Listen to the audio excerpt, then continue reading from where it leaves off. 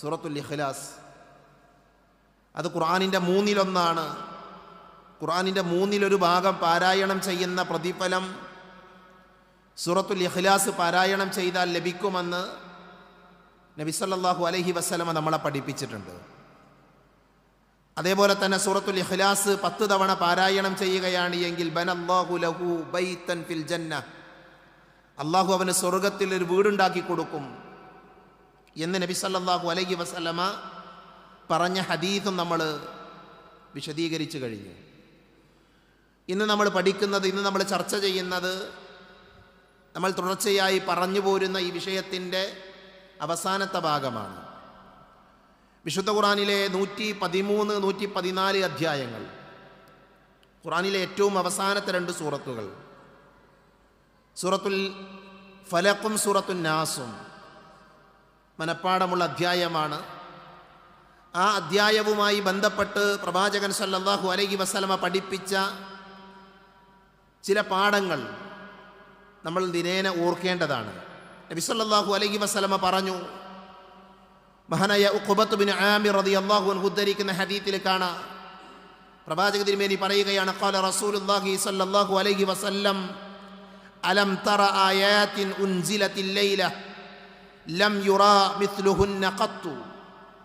മഹാനായ ഉഖബത്ത് ബിൻ ആമിർ റളിയല്ലാഹു അൻഹുവിനോട് നബി സല്ലല്ലാഹു അലൈഹി വസല്ലമ പറയുന്നത്, ഇന്നലെ രാത്രിയിൽ അവതരിപ്പിക്കപ്പെട്ട സൂക്തങ്ങൾ നീ അറിഞ്ഞില്ലയോ? അലം തറ ആയാത്തിൻ ഉൻസിലത്തിൽ ലൈല ലം യുറാ മിസ്ലുഹുന്ന ഖത്തു എന്നാണ്.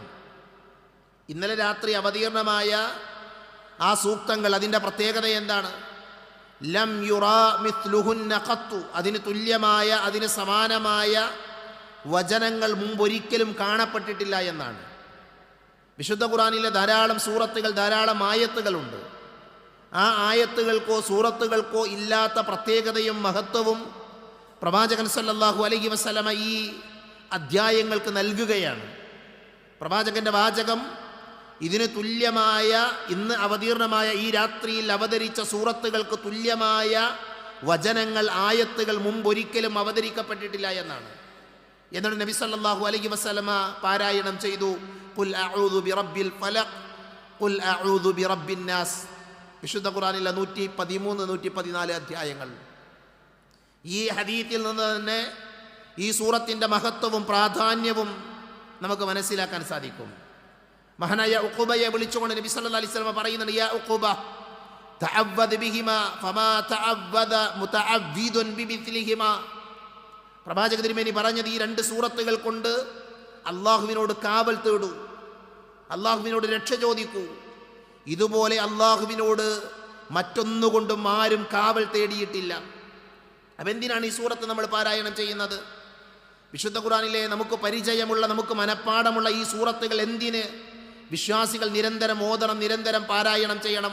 ഇതൊരു കാവൽ തേട്ടമാണ്, അള്ളാഹുവിനോട് കാവൽ ചോദിക്കുന്ന അധ്യായമാണ്.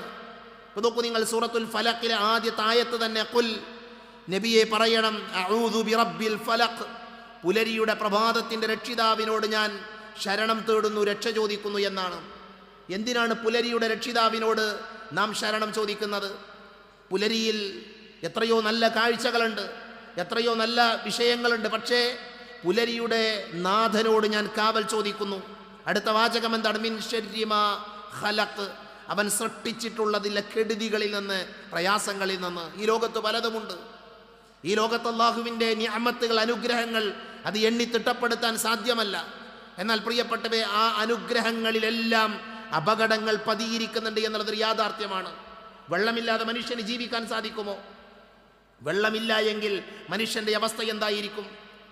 വരുന്ന ഒരു കാലഘട്ടം എന്ന് പറയുന്നത്, വെള്ളത്തിന് വേണ്ടി മനുഷ്യർ യുദ്ധം ചെയ്യുന്ന ഒരു കാലഘട്ടം വരുമെന്നാണ് ചരിത്രകാരന്മാർ, അതേപോലെ തന്നെ പഠനം നടത്തിയ ആളുകൾ പറയുന്നത്. വരുന്ന ഒരു നൂറ്റാണ്ടിൽ, വരുന്ന ഒരു കാലഘട്ടത്തിൽ ഓരോ രാജ്യവും അവരുടെ സമ്പത്തിൻ്റെ വലിയ ഒരു ഭാഗം മാറ്റിവെക്കുന്നത് ജലസ്രോതസ്സുകൾക്ക് കാവൽ നിൽക്കാൻ പട്ടാളക്കാരെ നിർത്താൻ വേണ്ടിയായിരിക്കും.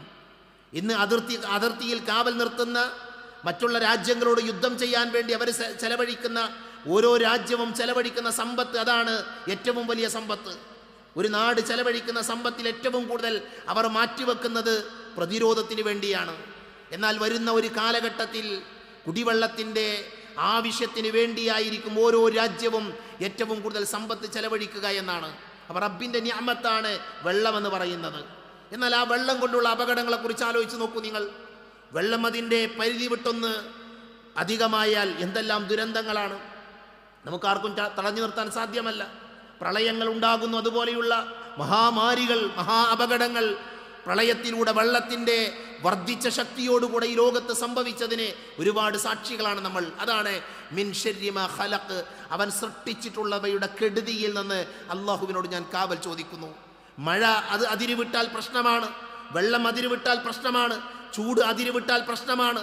എല്ലാം അതിൻ്റെ പരിധി ലംഘിച്ചാൽ മനുഷ്യൻ അപകടമാണ്. അതുകൊണ്ട് തന്നെ റബ്ബ് സൃഷ്ടിച്ചു വെച്ച നിഅമത്തുകൾ, അനുഗ്രഹങ്ങൾ, ആ അനുഗ്രഹങ്ങൾ അമിതമാകുമ്പോൾ അതിൻ്റെ ഒരു തോതിനപ്പുറം പോകുമ്പോൾ അതിലൂടെ വലിയ അപകടങ്ങൾ സംഭവിക്കാനുണ്ട്. അതുകൊണ്ടാണ് നബി സല്ലല്ലാഹു അലൈഹി വസല്ലം പറഞ്ഞത്, ഈ സൂറത്ത് കൊണ്ട് നിങ്ങൾ അള്ളാഹുവിനോട് കാവൽ ചോദിക്കണം. അപ്പോൾ ഈ സൂറത്തുകൾ പാരായണം ചെയ്യുമ്പോൾ നമ്മുടെ മനസ്സിലുണ്ടാകേണ്ടത് എന്താണ്? ഇതൊരു കാവൽ തേട്ടമാണ്. വരാൻ പോകുന്ന ദുരിതങ്ങളിൽ നിന്ന്, ദുരന്തങ്ങളിൽ നിന്ന് അള്ളാഹുവിനോട് രക്ഷ ചോദിക്കുകയാണ് സൂറത്തുൽ ഫലഖിലൂടെയും സൂറത്തുൻ നാസിലൂടെയും വിശ്വാസികളായ ആളുകൾ ചെയ്യുന്നത്. അതേപോലെ തന്നെ നബി സല്ലല്ലാഹു അലൈഹി വസല്ലം പറഞ്ഞു, ആയിഷ റളിയല്ലാഹു അൻഹ ഉദ്ധരിക്കുന്ന ഹദീസ്, ആയിഷ ഉമ്മ പറയുകയാണ്, അന്ന റസൂലുള്ളാഹി സ്വല്ലല്ലാഹു അലൈഹി വസല്ലം കാന ഇദാ ഇസ്തകാ യഖറഉ അലാ നഫ്സിഹി ബിൽ മുഅവ്വിദാത്ത് വയൻഫുസു ഫലമ്മാ ഇസ്തദ്ദ വജുഹു കുൻതു അഖറഉ അലൈഹി വഅംസഹു ബിയദിഹി റജാഅ ബറകതിഹാ. പ്രവാചക തിരുമേനി സല്ലല്ലാഹു അലൈഹി വസല്ലമ അദ്ദേഹത്തിന് ആവലാദികൾ ഉണ്ടാകുമ്പോൾ, ശരീരത്തിന് വേദനയുണ്ടാകുമ്പോൾ പ്രവാചകൻ സല്ലല്ലാഹു അലൈഹി വസല്ലമ തൻ്റെ കൈകളിൽ ഊതി ഈ 2 അധ്യായങ്ങൾ പാരായണം ചെയ്യും. തൻ്റെ കയ്യിൽ ചെറുതായി ഒന്ന് ഊതിയതിനു ശേഷം ഈ 2 സൂറത്തുകൾ പാരായണം ചെയ്ത് ആ കൈകൾ കൊണ്ട് എന്ത് ചെയ്യും? പ്രവാചക തിരുമേനി തൻ്റെ ശരീരം തടവും. ഇതാണ് ആയിഷ റളിയല്ലാഹു അൻഹ പറയുന്നത്. പ്രവാചകൻ അത് പതിവുള്ള കാര്യമാണ്. കാന ഇദാ ഇഷ്തക, പ്രവാചകൻ അങ്ങനെയായിരുന്നു ചെയ്തിരുന്നത്. എന്നിട്ട് അവർ പറഞ്ഞു, ഫലമ്മാ ഇഷ്തദ്ദ വജുഹു കുൻതു അഖറഉ അലൈഹി വഅംസഹു ബിയദിഹി. പ്രവാചകൻ സല്ലല്ലാഹു അലൈഹി വസല്ലമക്ക് രോഗം കഠിനമായപ്പോൾ, പ്രവാചകന് ഒറ്റക്കത് ചെയ്യാൻ പറ്റാത്ത സാഹചര്യം വന്നപ്പോൾ ഞാൻ പ്രവാചകൻ സല്ലല്ലാഹു അലൈഹി വസല്ലമയുടെ കൈകളിലേക്ക് ഊതി പ്രവാചകന് വേണ്ടി ആ സൂറത്തുകൾ പാരായണം ചെയ്ത് പ്രവാചകന്റെ പുണ്യമാക്കപ്പെട്ട കരങ്ങൾ കൊണ്ട് എന്ത് ചെയ്തു? നബിയുടെ ശരീരഭാഗങ്ങൾ തടവിക്കൊടുത്തു എന്ന് ആയിഷ റളിയല്ലാഹു അൻഹ ഉദ്ധരിക്കുന്നത് ഇമാം ബുഖാരി ഉദ്ധരിക്കുന്ന ഹദീസിൽ നമുക്ക് വായിക്കാൻ സാധിക്കും. അപ്പോൾ ഇതെന്തുകൂടെയാണ്? ഇതൊരു കാവൽ തേട്ടമാണ്. അതോടൊപ്പം തന്നെ ഇത് മന്ത്രിക്കാനുള്ളൊരു സൂറത്താണ്. നമ്മുടെ വീട്ടിൽ കുട്ടികൾക്ക് പ്രയാസങ്ങൾ ഉണ്ടാകുമ്പോൾ, അതേപോലെ തന്നെ നമുക്ക് വലിയ ബുദ്ധിമുട്ടുകളോ പ്രതിസന്ധികളോ വരുമ്പോൾ ഈ സൂറത്ത് കൊണ്ട് റുഖിയ നടത്താൻ, ഈ സൂറത്ത് കൊണ്ട് മന്ത്രിക്കുവാൻ പ്രവാചകൻ സല്ലല്ലാഹു അലൈഹി വസല്ലമ അനുവാദം നൽകിയത് ഇമാം ബുഖാരി ഉദ്ധരിക്കുന്ന ഹദീസിൽ നമുക്ക് വായിക്കാൻ സാധിക്കും. ഈ ഹദീസിലെ ഒരു പ്രയോഗം നമ്മൾ പ്രത്യേകം പഠിക്കണം. പ്രവാചകൻ സല്ലല്ലാഹു അലൈഹി വസല്ലമ പറഞ്ഞത്, എന്തെങ്കിലും പ്രയാസങ്ങൾ ഉണ്ടാകുമ്പോൾ മുഅവ്വിദാത്ത് പാരായണം ചെയ്യണമെന്നാണ്. മുഅവ്വിദാത്ത് എന്ന് പറഞ്ഞാൽ അവിടെ 3 സൂറത്തുകളുണ്ട്. നമ്മളിപ്പോൾ പറയുന്നത് സൂറത്തു നാസിനെ കുറിച്ചും അതേപോലെ തന്നെ സൂറത്തുൽ ഫലഖിനെ കുറിച്ചുമാണ്. മുഅവ്വിദാത്ത് എന്ന് പറഞ്ഞാൽ അതിൽ സൂറത്തു ഇഖ്ലാസ് കൂടെ വരും. മുഅവ്വിദതൈനി എന്ന് പറയുമ്പോഴാണ് സൂറത്തുൽ ഫലഖും നാസും ഉണ്ടാകുന്നത്. അതുകൊണ്ട് തന്നെ ഈ ഹദീസിലെ പ്രയോഗം മുഅവ്വിദാത്ത് എന്നാണ്. മുഅവ്വിദാത്ത് എന്ന് പറയുമ്പോൾ സൂറത്തുൽ ഇഖ്ലാസ്, സൂറത്തുൽ ഫലഖ്, സൂറത്തുൻ നാസ്, ഈ 3 സൂറത്തുകൾ ഓതിയാണ് എന്ത് ചെയ്യേണ്ടത്? റുഖിയ നടത്തേണ്ടത് എന്ന് ഈ ഹദീസ് നമ്മളെ പഠിപ്പിക്കുന്നുണ്ട്. അതേപോലെ പ്രവാചക തിരുമേനി പറഞ്ഞു, ഹദീസിൽ കാണാൻ അമറനി റസൂലുള്ളാഹി സ്വല്ലല്ലാഹു അലൈഹി വസല്ലം അൻ അഖ്റഅൽ മുഅവ്വിദാതി ദുബ്റ കുല്ലി സ്വലാത്തിൻ. അവിടെ ഈ മുഅവ്വിദാത്ത് എന്നാണ്. അഥവാ ഈ 3 സൂറത്തുകൾ, അവസാനത്തെ ഖുർആനിലെ ഏറ്റവും അവസാന ഭാഗത്തുള്ള 3 അധ്യായങ്ങൾ, ഈ അധ്യായങ്ങൾ അൻ അഖ്റഅൽ മുഅവ്വിദാതി ദുബ്റ കുല്ലി സ്വലാത്തിൻ പ്രവാചകൻ കൽപ്പിച്ചിട്ടുണ്ട്. അമറനി റസൂലുള്ളാഹ്, പ്രവാചകൻ കൽപ്പിച്ചിട്ടുണ്ട് എന്തിന്? പാരായണം ചെയ്യാൻ. ഏത് സൂറത്തുകൾ? ഈ മുഅവ്വിദാത്തുകൾ. എപ്പോൾ? ദുബ്റ കുല്ലി സ്വലാത്തിൻ, എല്ലാ നിർബന്ധ നമസ്കാരങ്ങളുടെയും പിറകെ. അപ്പോൾ നോക്കൂ നിങ്ങൾ, നമ്മുടെ ജീവിതത്തിൽ വിശ്വാസികളായ ആളുകൾ അവരുടെ നിർബന്ധ നമസ്കാരത്തിന് ശേഷം ഈ 3 സൂറത്തുകൾ പാരായണം ചെയ്യണം. എത്ര സമയം വേണം? വളരെ ചെറിയ സമയം. അതുകൊണ്ട് തന്നെ സൂറത്തു നാസും ഫലക്കും ഇഖ്ലാസും നമ്മുടെ ജീവിതത്തിലെ 5 നേരത്തെ നമസ്കാരങ്ങളിലും എന്ത് വേണം? ആ നമസ്കാരങ്ങൾക്ക് പിറകെ പാരായണം ചെയ്യുക എന്നുള്ളത് പ്രത്യേകം സുന്നത്താക്കപ്പെട്ട കാര്യമാണ്. മുആദ് ബിൻ അബ്ദില്ലാ റളിയല്ലാഹു അൻഹു ഉദ്ധരിക്കുന്ന ഹദീസിൽ കാണാം, നബി സല്ലല്ലാഹു അലൈഹി വസല്ലം ഖറജന ഫീ ലൈലത്തിൻ മതീറത്തിൻ വദുൽമത്തിൻ ശദീദത്തിൻ നത്ലുബു റസൂലുള്ളാഹി സല്ലല്ലാഹു അലൈഹി വസല്ലം യുസല്ലി ലനാ. അദ്ദേഹം പറയുന്നത്, ഞങ്ങൾ നബി സല്ലല്ലാഹു അലൈഹി വസല്ലമയെ തേടി പ്രവാചകനെ അന്വേഷിച്ച് ഞങ്ങൾ നടന്നു. നമസ്കരിക്കാൻ വേണ്ടിയാണ്, നമസ്കാരത്തിന് നേതൃത്വം നൽകാൻ വേണ്ടിയാണ്. ഞങ്ങൾ ആ നടന്ന ദിവസമെന്ന് പറഞ്ഞാൽ മഴയും ഇരുട്ടും നിറഞ്ഞ രാത്രിയിലാണ്, പ്രയാസങ്ങളുള്ള രാത്രിയിലാണ്. അങ്ങനെ ഞങ്ങൾ നബിയെ അന്വേഷിച്ചു. അങ്ങനെ പ്രവാചകൻ സല്ലല്ലാഹു അലൈഹി വസല്ലമയുടെ സമീപത്തെത്തി ഫഅദ്റക്തുഹു, ഞങ്ങൾ നബിയെ കണ്ടുമുട്ടി. ഫഖാല, അപ്പോൾ നബി സല്ലല്ലാഹു അലൈഹി വസല്ലമ പറഞ്ഞു, ഖുൽ, നിങ്ങൾ പറയണം. ആ സമയത്ത് ഫലം അഖുൽ ഷൈഅ, ഞങ്ങൾ ഒന്നും പറഞ്ഞില്ല. സുമ്മ ഖാല, വീണ്ടും നബി പറഞ്ഞു, ഖുൽ, നിങ്ങൾ പറയണം. ഫലം അഖുൽ ഷൈഅ, അപ്പോൾ ഞങ്ങൾ ഒന്നും പറഞ്ഞില്ല. ഖാല ഖുൽ, വീണ്ടും നബി പറഞ്ഞു, പറയണം. അപ്പോൾ അദ്ദേഹം ചോദിച്ചു, ഖുൽതു മാ അഖൂലു, നബിയെ ഞങ്ങൾ എന്താണ് പറയേണ്ടത്? നിങ്ങൾ ഞങ്ങളോട് പറയാൻ പറയുന്നു, എന്താണ് ഞങ്ങൾ പറയേണ്ടത്?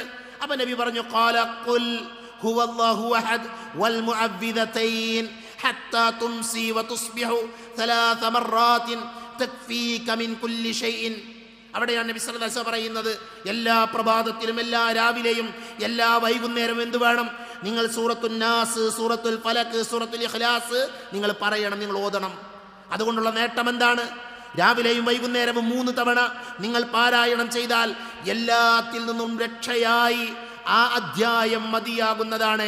തക്ഫീക മിൻ കുല്ലി ഷൈഇൻ, എല്ലാത്തിൽ നിന്നുള്ള സംരക്ഷണമായി ആ അധ്യായങ്ങൾ മതിയാകുന്നതാണ്.